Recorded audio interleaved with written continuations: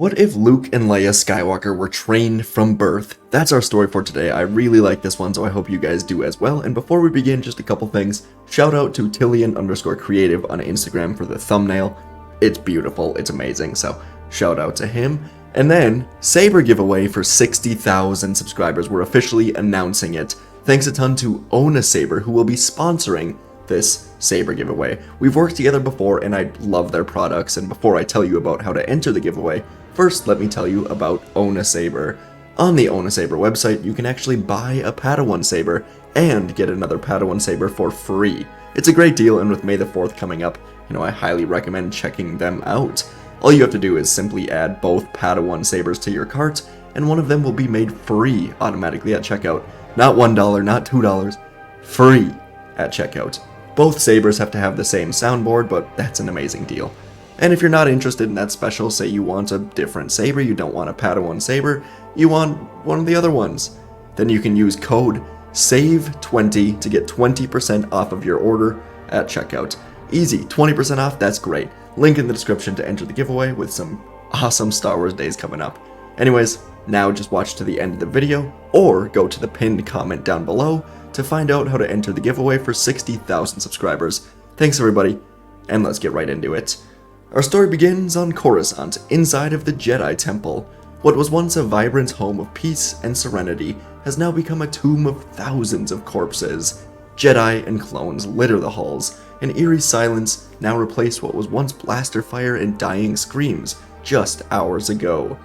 And Obi-Wan Kenobi and Yoda were making their way through the temple as Palpatine was giving a resounding speech in the Senate, turning the Republic into his empire. Obi-Wan and Yoda were shutting down the beacon recalling surviving Jedi to Coruscant, then they checked the security recordings, which broke Kenobi's heart even more than it already was. But before they left, Yoda went into what was left of the restricted section of the archives, and he retrieved an ancient holocron that could only be opened by Jedi. Inside of the holocron was a recorded method to reach out to a new galaxy called Peridia. Yoda had it as a possible Jedi evacuation plan, but Order 66 came out of nowhere. There was no time to act or evacuate the Jedi. But Yoda wondered if these coordinates would serve a different purpose soon. And now we flash forward to the Tantive 4, as both Obi-Wan and Yoda are recovering from their duels. Obi-Wan assumes Anakin is dead on Mustafar, while Yoda has failed to kill Sidious. It is inevitable now that the Empire will reign, and the Jedi must wait for their new hopes, Luke and Leia, to be ready to fight. Obi-Wan asks what will happen to the children, and Yoda sees now why the Force called him to grab the holocron inside of the restricted section. He tells Obi-Wan that they will take the children to Peridia, raise them there, train them to be the ones that bring back the Jedi Order. Peridia is an entirely different galaxy, and they will never be found by the Sith.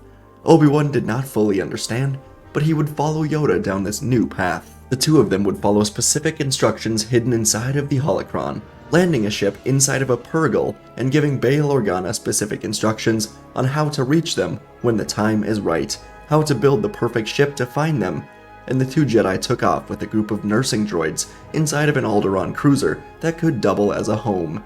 They jumped to hyperspace, with the Purgle officially going into exile in the new galaxy. The planet Peridia, located in the far galaxy, was hidden from the Sith, and it allowed Yoda and Kenobi to immediately begin the training of Luke and Leia. This planet was similar to many in the main galaxy, with the main terrain being grasslands, mountains, and plains that extended as far as the eyes could see.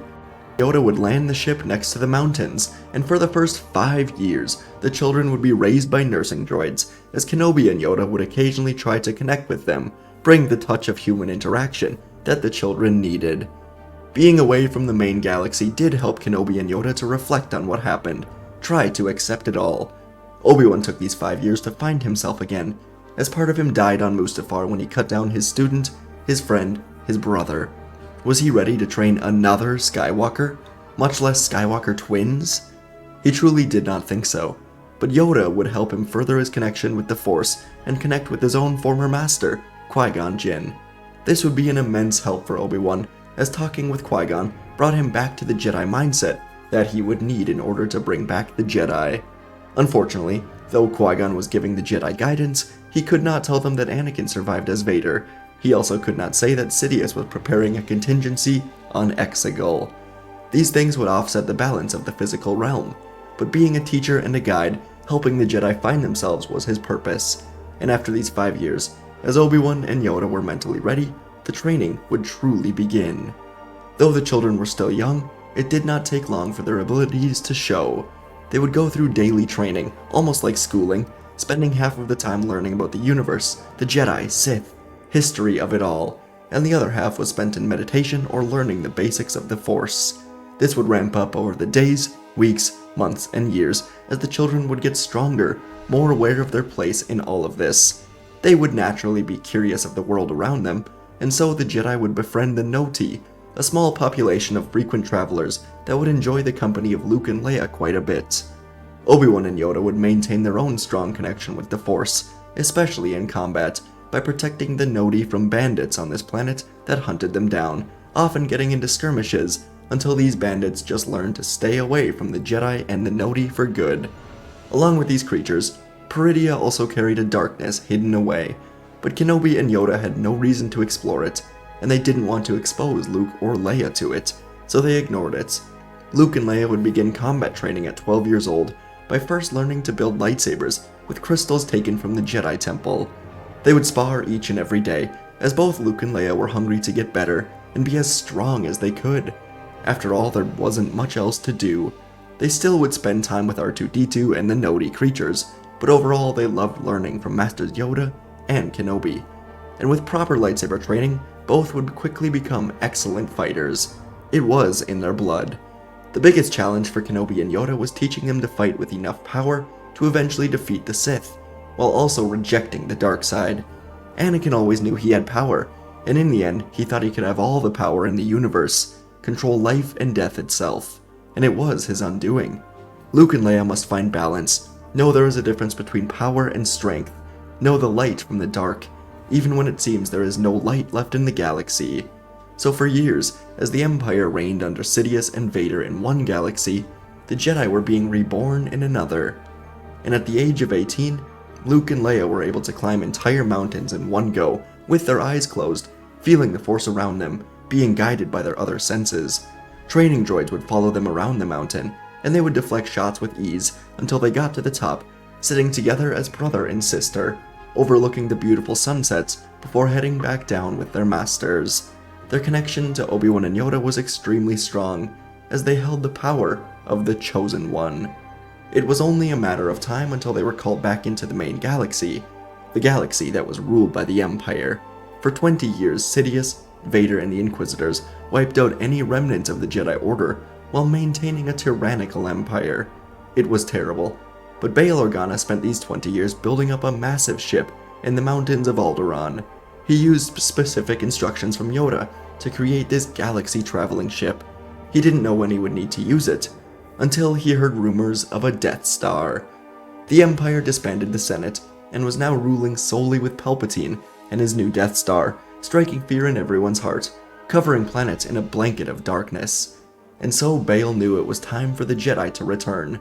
Without the Jedi here, not much had changed in the galaxy overall, but because the Purrgil were aware that the Jedi were on Peridea, they did not take Ezra and Thrawn there after the Battle of Lothal. Instead, the Purrgil sacrificed themselves with Ezra and Thrawn, killing them all while escaping the Battle of Lothal, which Ezra was fine with. It was his sacrifice. And so, when Bail decided it was time to get the Jedi, he knew he wouldn't be able to leave this galaxy unnoticed, so he needed to hire a pilot or two. Days later, on Alderaan, Bail Organa was meeting with the two pilots, one that was a key member of the rebellion, Hera Syndulla, and one that he had to hire that also came with a Wookiee. This man was known as an elite pilot, one that made the Kessel Run in less than 12 parsecs, Han Solo and Hera Syndulla. Together, they could fly the ship to get the Jedi. Bail gave them the mission, gave Han more credits than he could have imagined, and then they took off using the coordinates from Yoda. On Peridea, as Obi-Wan and Yoda, now both much older, watched Luke and Leia fighting with speed that matched Anakin and Obi-Wan so long ago, they saw a ship emerge through the stars and descend down. This was obviously extremely rare, as it never happened, so they grabbed their weapons and made their way to this ship. It landed, and the ramp descended, as Han and Hera were bickering about the landing process, until Chewbacca roared at them to shut up and talk to the Jedi. Hera looked at them and said that Bail Organa has asked that they come back to the galaxy. The Empire has built a Death Star, and the Rebel Alliance plans to attack it, but they will need the Jedi to take down the heads of the Empire.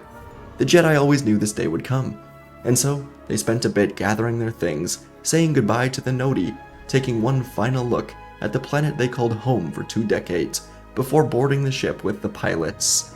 Hera was hopeful, Han was complaining that the planet was way too gray for his liking, and Chewbacca was happy to have new friends on the ship as they rose into the air, taking off. Back in the main galaxy, the Death Star has discovered Yavin 4, the home planet of the Rebel Alliance base, and it was beginning to get into range. The Rebel fleet was moving towards the battle station with a slim chance of victory, until their communications opened. Hera Syndulla suddenly arrived with Obi-Wan Kenobi and Leia Skywalker. On Coruscant, Han Solo was currently smuggling Master Yoda and Luke Skywalker down to the surface of Coruscant to find Sidious. Then Han told them good luck, as he took off with his credits to live a better life. Despite Luke saying they could use his help, Han said that this was not his path, taking off. Back above Yavin 4, the Rebel fleet engaged the Empire, flying into the trenches of the Death Star. After a few tries, Hera Syndulla, Leia Skywalker, and Obi-Wan Kenobi flew the Ghost into the trench and were being tailed by an elite pilot. Obi-Wan could feel something now, something familiar in the Force. So he closed his eyes, reaching out, and he suddenly connected with the pilots. No, it can't be. Anakin? In the TIE fighter chasing the Ghost, Vader felt Obi-Wan as well, and it was enough of a distraction for him to clip the side of the Death Star and spin away. His ship lost all control and was spinning down to the surface of Yavin 4.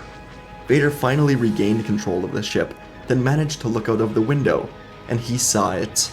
With the guidance of Leia through the Force, Hera managed to perfectly hit the exhaust port with an ion blast, and the rebels flew away as the Death Star blew up into a billion pieces. The rebellion had victory. But Obi-Wan told Hera to tail the spiraling TIE, follow it to the surface. Hera and Leia heard the hesitation, but determination in Kenobi's voice, so they followed the TIE to the surface. On Coruscant, as Emperor Palpatine lost all communication with the Death Star, he could only assume that Tarkin, Vader, and the entire Imperial Council were dead, along with everyone on the battle station. This was the greatest failure of his entire rule, and he wanted to destroy everything around him, but he had to stay composed. But a second later, his 4 Royal Guard members were slammed through his office door, and they flew out of the office window with insane speed. And Sidious looked to the door to see the old Grandmaster Yoda enter with a young boy, resembling Anakin. Yoda could sense the Death Star was destroyed. Now it was their turn to hit the Empire hard, and they would take down the Emperor himself. Sidious sneered as they entered, and Luke ignited a green blade. Yoda and Palpatine exchanged words, not of respect, but knowing that today was the day that one of them will die. This battle was 20 years in the making. Neither of them ignited sabers. They were past lightsabers. They would use the Force. And so Sidious raised his hands, quickly sending bolts of lightning crackling towards the Jedi. Yoda and Luke would go into action, deflecting the lightning with Luke's saber, as Yoda began picking up objects from the room, including Palpatine's desk, throwing them at Sidious, attempting to distract him. Sidious would blow through the desk and every other object as Luke moved in, striking at the Sith Lord, but he dodged the strikes and used the Force to keep Luke off balance. His true mastery of the dark side was unmatched, and with a cruel smile, he unleashed a wave of lightning that sent Yoda and Luke stumbling backwards into the wall. Regaining their footing, Yoda and Luke pressed their attack, using the strength born of years of training for this very moment. Yoda and Sidious were exchanging blows through the Force, time and time again, with no one giving ground, while Luke had to fight through strike after strike of lightning. And after a long time, Luke saw an opening, moving in for a lethal strike, and Yoda dove at Sidious at the same time. Sidious saw this, then ducked under Luke's swing, grabbing Luke's lightsaber from his hands, and he used the Force to throw it at Yoda as he flew through the air. Yoda looked down to see the green blade pierce his chest, and he fell to the ground, gasping for air. Luke screamed in horror. Sidious turned, blasting the young Jedi with lightning, sending him to the ground as the Sith Lord began to laugh. He was all-powerful. and as Yoda was dying on the floor and Luke was being blasted with lightning, Sidious felt like he would never lose. But suddenly, his office was lit up by lights from an outside ship. Sidious turned, and his office was blasted from the turrets of the Millennium Falcon. Luke recovered, grabbing his lightsaber, and the last thing Sidious saw was Luke slashing his head off. Luke grabbed Yoda as stormtroopers were running in, and he leapt out of his office, missing the ramp to the Falcon.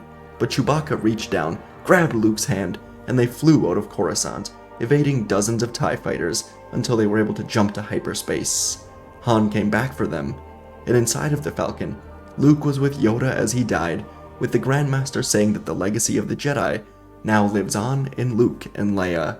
They have done well, and he died in peace. His body disappeared, and Luke quickly felt Yoda's presence join Qui-Gon in the netherworld of the Force. And though their battle was over and the Death Star was destroyed, the Empire still had one key member living on: Darth Vader. As his TIE crashed on the surface of Yavin 4, deep in the forest, Vader jumped out of it and landed with his cape and armor on fire, and he watched the ship descend that carried Kenobi. Vader waited patiently, cape billowing in the wind. For 20 years there was not a trace of Kenobi in the entire galaxy, and now he just helped blow up the Death Star. As Vader waited, he felt a massive shift in the Force. It was as if both light and dark lost a key member. Vader analyzed the feeling, and he knew that his master was dead. Now if he could just kill Kenobi, he could rule as the Sith Master. He deserved this, and soon Kenobi exited the ship with a young girl who ignited a blue blade with Obi-Wan. Vader tilted his head. The girl resembled Padme? But Vader ignited his own red blade, realizing that his mind must be playing tricks on him, and he told the Jedi they should never have come back. Their time is over. Obi-Wan honestly couldn't believe what he was seeing, but decades of training in the Force allowed him to calm himself. Anakin, Vader, has become an armored monster of darkness, so Obi-Wan told Vader that today was the return of the Jedi, and he moved in with Leia. Leia did understand that this was her father, but there was no connection here. She'd heard the stories of Anakin becoming Vader, and she knew there was only one way to truly free Anakin, and that was by destroying Vader. So she charged forward, her lightsaber clashing quickly with Vader as they moved through the forest, dueling between light and dark. Obi-Wan followed suit, his own movements calculated and strong despite his older age. He spent every day on Peridia with the Force, and the light side was surrounding him now. But Vader would not go down easily. He'd killed countless Jedi, and today he would add 2 more to that collection. He gripped his red saber with both hands, backing up as Obi-Wan and Leia moved in on him. He did feel a distant connection to Leia, though he could not place it. He blocked a pair of strikes, then cut through a tree, as the 2 Jedi had to dive out of the way of it now. And with a powerful sweep of his hand, Vader unleashed a force push, sending Leia and Obi-Wan flying backwards into a set of rocks. He tried to crash the rocks down on them, but the Jedi leapt back into the fight just in time. The 2 of them would renew their attack now, combining their strengths in a flurry of lightsaber moves. Vader had trouble with the duel suddenly, and he was able to knock Obi-Wan to the ground, but Leia gave herself to the Force, stabbing at Vader, then combining a series of moves to slash across his chest, then hit him with her own force push. Vader slammed into a tree so hard that his armor cracked, and he looked up to see Leia flipping off of another tree, then spin at him through the air, driving her saber right into Vader's chest. Vader gasped, and his breathing slowed until it basically stopped. Leia stepped away, then said, "I'm sorry, Father," before Obi-Wan came up, removed Vader's helmet, seeing the face of Anakin Skywalker. His eyes went from yellow to blue as Anakin asked if it's true, if she is his daughter, and Obi-Wan nodded. And Anakin would die here peacefully, knowing that he is being replaced in this galaxy by someone who is strong enough to do what he could not do: destroy the Sith, bring peace and balance back to the galaxy. Around a day later, the galaxy was celebrating the death of the Empire. Vader and Palpatine were gone, the Death Star was blown up, and the tight grip of the Empire was loosened. Countless planets around the galaxy were rising up on the Imperial occupations, and the rebellion would grow 10 times its size since the Emperor died, as Bail Organa, Mon Mothma, Hera Syndulla, and now the Jedi were rallying planets together to fight back. And within months, the Empire was all but eradicated from the galaxy. Luke and Leia would play a huge role in leading the galaxy to paradise, helping to establish a new republic, going to battle with rebel soldiers against entire legions of stormtroopers, showing what their 20 years of training got them. On planets like Kashyyyk, the influence of Luke and Leia would help the Wookiees come out of hiding, fight back with the Jedi and rebels against the Empire. Luke and Leia would quickly become more than just a Jedi duo. They would become a symbol for the galaxy to rally around. And when the Empire was gone, the galaxy once more embraced the Jedi for being the heroes that were needed more than ever. When it was thought that the Galactic Civil War was over, the Jedi would travel to Naboo to find a new Jedi temple, built under the guidance of Grandmaster Obi-Wan Kenobi and many Naboo citizens. It was small, but the Jedi Order was currently small, and they built a rather large statue of Grandmaster Yoda, so this would work well as Luke, Leia, and Obi-Wan settled in and began searching the galaxy for Force sensitives willing to join their order. The new Jedi Order would be much different. The Jedi would wait until children were around 8 to 10 years old before bringing them to the temple, and they would allow the Jedi to visit their families whenever they choose. It was a much more relaxed order than before, and within a year, there were 20 new members of varying ages, including survivors of the Jedi Purge, such as Ahsoka Tano, Cal Kestis, and Quinlan Vos. The other members were Force sensitives that lived in fear of the Empire, who now had a safe place on Naboo. The Jedi Order would live on under Grandmaster Kenobi, who would provide guidance from the Naboo Temple, as Luke and Leia brought the Jedi into the galaxy, helping with Imperial remnants and whatever else was needed to make the galaxy a safe place once more. And folks, that is our story for today. If this video does good enough, and if you guys enjoy it in the comments, I will be doing a part 2, as I do have some fun ideas for a part 2, so let me know if you'd like to see that. Anyways, just about today's story. This is one that I basically just had the thumbnail idea for and was like, I'm gonna form a story around it. And yeah, I love the idea of Luke and Leia training for their whole lives, but if they trained in the main galaxy, the Sith would have sensed them, so I thought, hey, there were, in the Ahsoka show, there were sprinkled thoughts that the Jedi knew of Peridea, so what if they really did know of Peridea and they knew how to get there with the Purgle? So that's what we did. And I know, it's hard to have them come back with a ship just built by Bail Organa and people from Alderaan, but I had to get them back somehow, and I wasn't going to have Bail Organa build the Eye of Sion from Ahsoka. Anyways, plot holes, whatever. It was a fun story, and I hope you guys enjoyed it as well. Having Vader and the Emperor die, yeah, I mean, that's just what happens around here. Anyways, the Emperor, sometimes I get comments that I make the Emperor a little too overpowered, and maybe I did that in today's story as well, but I thought it was a fun idea to have the Jedi kind of lose hope, but have Han mirror what he did in A New Hope by coming back to rescue the Jedi at the last second. And yeah, I mean, now Han's just with the rebels. Maybe part 2 he has a role with Leia, we'll see. Let me know what you thought of the story overall, and I'll see you in the... Oh, lightsaber giveaway. Pin comment down below. You just got to go there, click the Google form, enter your information, and the video after we hit 60,000 will be announcing the winner. So, appreciate you guys. Thanks a ton, and I'll see you in the next video.